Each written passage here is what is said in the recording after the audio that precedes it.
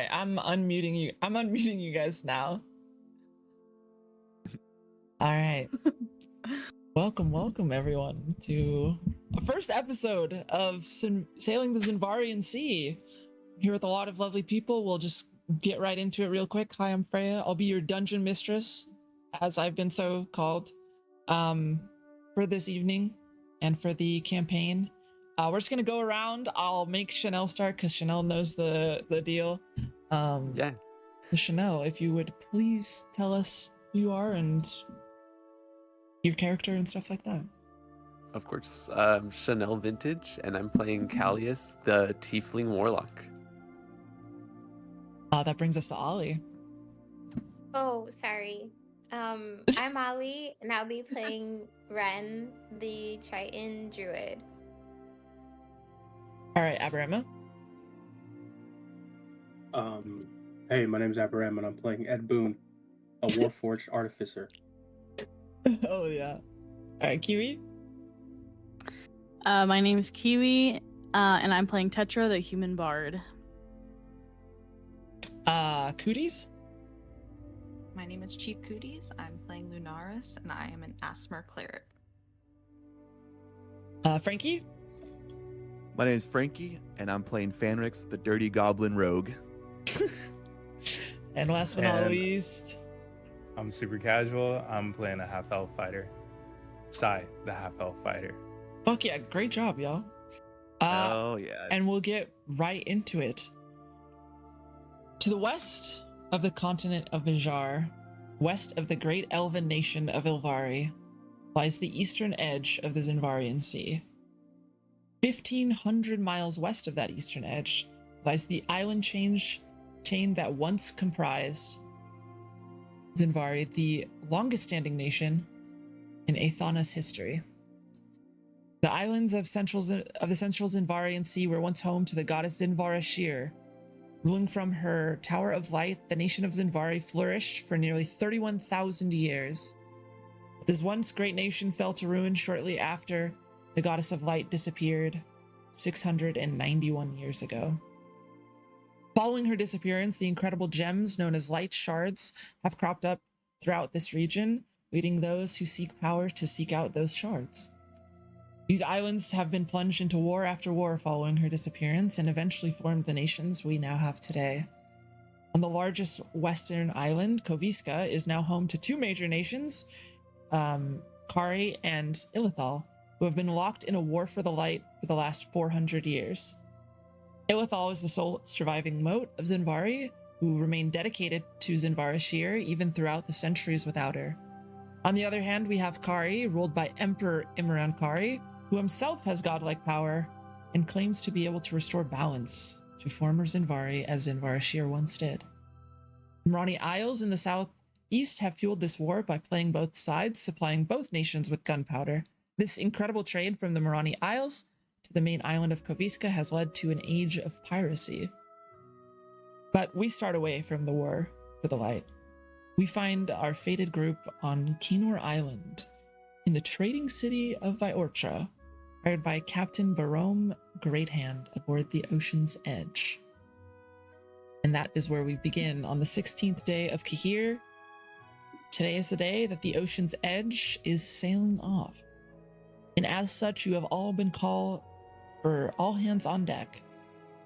Summoned onto the main deck with the rest of the crew, find yourself gathered in a crowd of sailors. The entire ship's crew, about 30 or so people. Captain Barome Greathand, a handsome, strong, grizzled, elderly orc, stands up on a barrel and calls out in his deep voice, quiet down, quiet down." And beside him stands Quartermaster Iriza Ildaraki, a middle-aged, half-elven woman who is beautiful and regal. The captain goes to speak again. "Welcome, crew, welcome. Shortly we'll be heading on our journey to the Morani Isles. The journey is a bit under 2,000 miles, which should take us a bit over 2 weeks at best, but more realistically, about 3 weeks. We're making a couple stops along the way.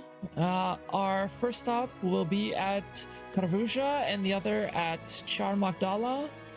For those who don't know, that takes us on the main trade route to the Marani Isles, the Sulphur route, which will lead us to the city of Ilari, our destination. It's a pretty safe route, so as long as we don't stray too far off course, we should be safe from pirates and possible monsters. For those who are new here, our Greenhorn Master Gunner Ainma will spend some time with a lot of you, making sure you are familiar with how to use a ballista and a cannon. We have 2 ballista, and he points to the bow of the ship and the stern, which is the front and back for those who don't know. I've been studying my pirate terms, my nautical terms. And he points to 2 of the cannons on the main deck. We have 8 cannons total, 2 on main deck and 6 on the lower deck. Speaking of greenhorns, and Captain Greathand sort of clasps his hands, and then like starts tapping at his pockets, and then pulls out a sheet of parchment. I would like to take some time to welcome our 9 greenhorns. Excuse me, 8 greenhorns. First off, we have our new musician, Tetra. Where are you?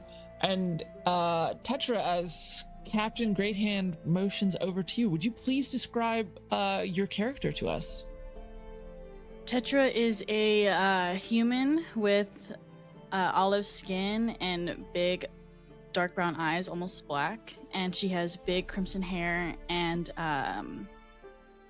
for clothing she has like a very loose white blouse that poofs up until her bottom, where she has like tight leather pants and long boots, and strapped to her like some musical instruments. She has a violin, and on her left side she has a rapier, and on the right side she has a whip. And yeah, that's her. Is there anything you'd like to say to the crew as he sort of motions over to you? You don't have to. No, Tetra's a little like hungover today, so she doesn't have much to say, but she'll kind of come over glossy-eyed with like a smirk. Greathand continues. We've also got a new hire to be training under our surgeon, which is Ren, and points to you, Ren. Would you please describe your character to us? So Ren is a Trian, meaning that she's kind of like a fish person. So she has like weird frilly things here. She has blue skin and purple eyes and long black hair, but she typically keeps it up to do her job, you know. Working lady, I guess. Pretty, she's pretty too, sorry. And she's wearing like a cool piratey blouse that's like off the shoulder, tucked into some black pants and some boots too. High quality fabric, because she likes looking cool. But yeah, that's her. And anything you'd like to say to the crew? Hello. It is an honor to be here. It's my pleasure to make your acquaintance, and I hope that I can be a great source of strength within this crew going forward. Well, it's good to have you here. That brings us to our next, to our night shift crew, actually. First off, we've got our new helmsman. Marcus, is it? And you see this sort of elderly human man, slouched back, sort of unkempt facial hair. Looks kind of tired. Who nods to the crew. Aye, that's right. Good to be aboard. And then looks back to his paper. Sai, is it? Where are you at? Sai, there he is. And Sai is our new brute for the night shift. Sai, would you please describe your character? Yeah, Besides a brown skin character, dark eyes, dark hair, kind of partially braided in the front, little loose curly in the back. It's got sort of a patchy beard, patchy facial hair, and his resting face often gets mistaken for a scowl. Kind of looks pretty unapproachable for the most part. It sort of matches his personality. He just typically carries a one-handed sword, as he is a fighter, and just likes to wear loose clothing, nothing too restrictive. He favors comfortability over like looking good. But if it's getting like a little cold out, he's got like a fur collar vest put on over top. So yeah. Yeah. Anything you'd like to say to the crew? Not really. Just here to get the job done.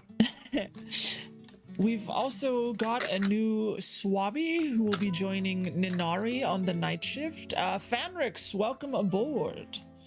Fanrix, would you like to describe your character? Yeah, of course. Fanrix is a 3-foot little dark green goblin. He's wearing a nice, well, really, I wouldn't really call it nice because it is kind of, he did steal it. Yeah, it is stolen. Yeah, he's wearing a nice stolen kind of like leather hood and also a leather kind of battle jacket going on. And he also has dark leather pants that are, pretty dirty because, he really can't afford new clothes. But, if he can find new clothes, he'll get them.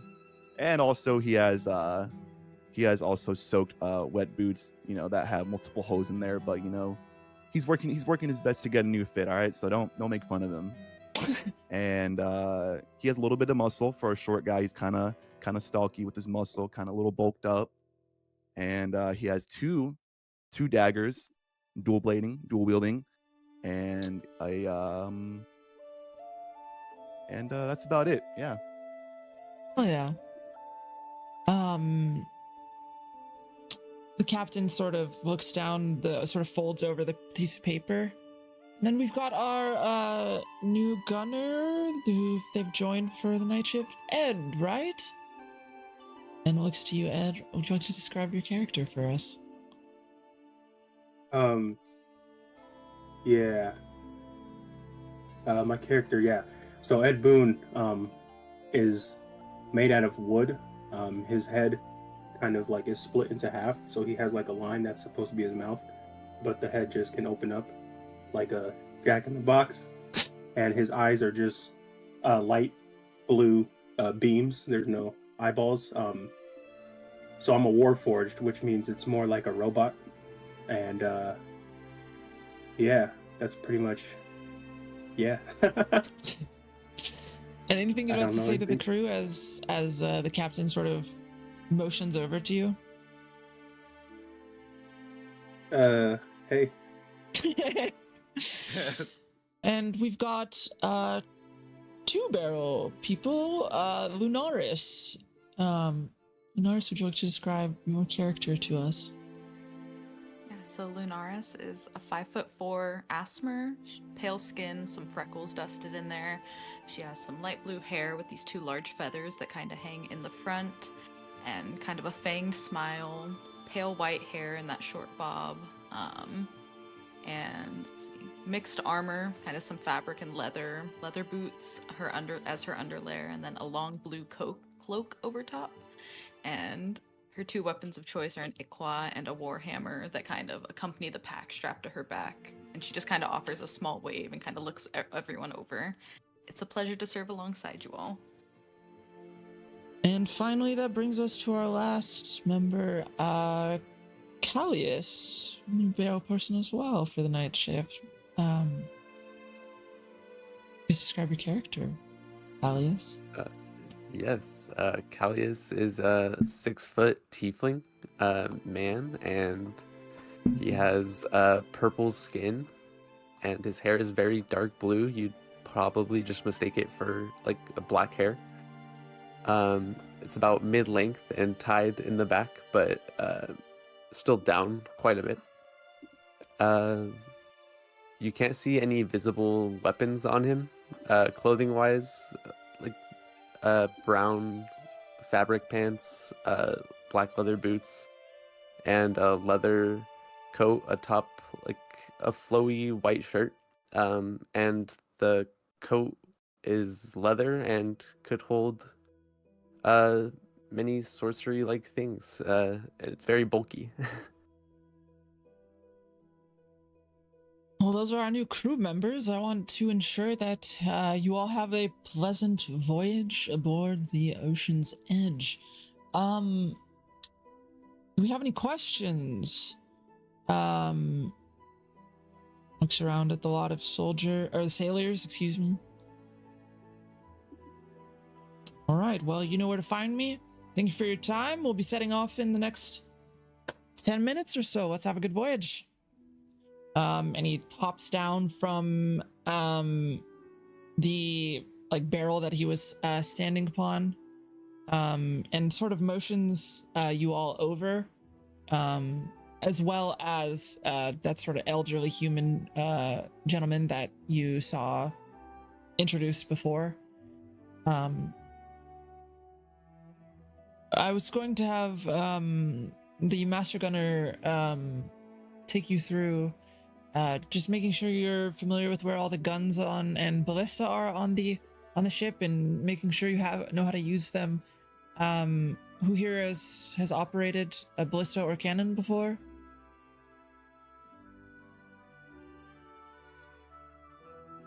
Don't That's look at me, unfortunate. crew. All right. Well, then we certainly will. And you are handed over to the Master Gunner. She's this muscular, middle-aged, dwarvish woman who introduces herself as Huethari Ainma, who begins to run you all through the, how to operate a ballista and a cannon. Ren, you briefly meet with the surgeon, who is a halfling man named Raumir Nia, who asks you to look after the night shift crew, as most of the injuries occur on the first day, especially during night shift. But the day is yours. The ship has casted off, and Viortra is starting to leave your sight from the stern. You'll have to get some rest before nightfall, but is there anything that you guys would like to do during the day before night falls? I don't know about you guys, but I'm kind of hungry. This little guy's got a big appetite. I could eat.